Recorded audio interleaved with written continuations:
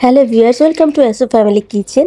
সবাইকে মাহে রমজানের শুভেচ্ছা জানিয়ে আজকে আরও নতুন একটি রেসিপি শুরু করছি। আজকে আমি তৈরি করব শসার বেগুনি বা শশানি এরকম একটা রেসিপি। তো শসা দিয়ে আমি একটি চপ বানাবো। চলুন আমি রেসিপিটি তৈরি করে নিচ্ছি। এজন্য আমি এখানে নিয়ে নিয়েছি শসা, আর এই শসাটাকে আমি ভালোভাবে ধুয়ে দুপাশ থেকে কেটে এবারে বেগুনির মতো স্লাইস করে আমি শসাটাকে কেটে নিচ্ছি। একেবারে খুব পাতলাও না আবার মোটাও না, এভাবে আমি কেটে নিচ্ছি।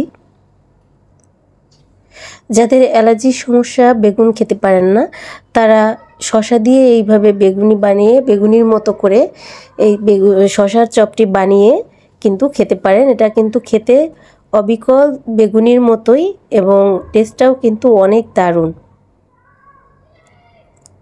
এভাবে আমি কেটে নিয়েছি। এবারে এই শসায় যে পানিটা থাকে এটাকে আমি একটি টিস্যু পেপার দিয়ে ভালোভাবে শুকিয়ে নিচ্ছি। এই শসাটাকে অবশ্যই কাটার পরে ড্রাই করে নিতে হবে, না হলে আপনি যে বেটারটার ভিতরে এটাকে দিলে তখন এটা ভালোভাবে শসার গায়ে লাগবে না।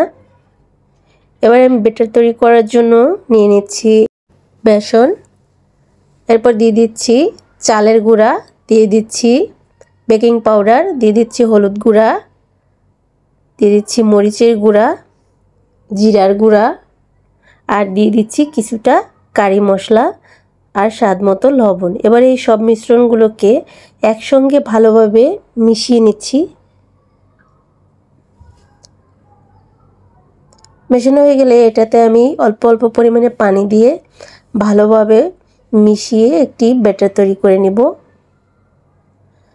আর এই ব্যাটারটি যাতে পরিমাণ মতো ঘন হয়, এজন্য আমি অল্প পরিমাণে পানি নিয়ে এটাকে ভালোভাবে মিক্স করে নিচ্ছি।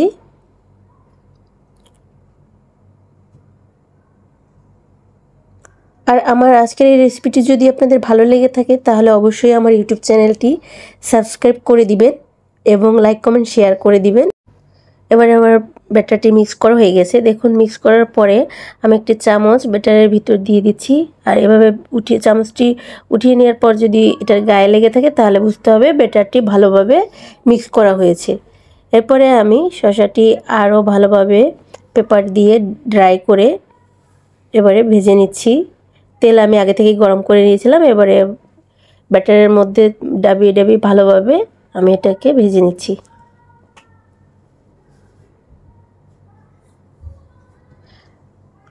দেখুন, এখানে আমার শসার চপটা কিন্তু অনেকটা ফুলেছে এবং দেখতে অনেক দারুণ হয়েছে।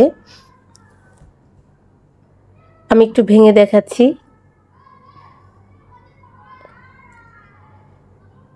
দেখুন, ভিতরে অনেক সুন্দরভাবে সিদ্ধ হয়েছে আর এটা খেতে কিন্তু দারুণ ছিল।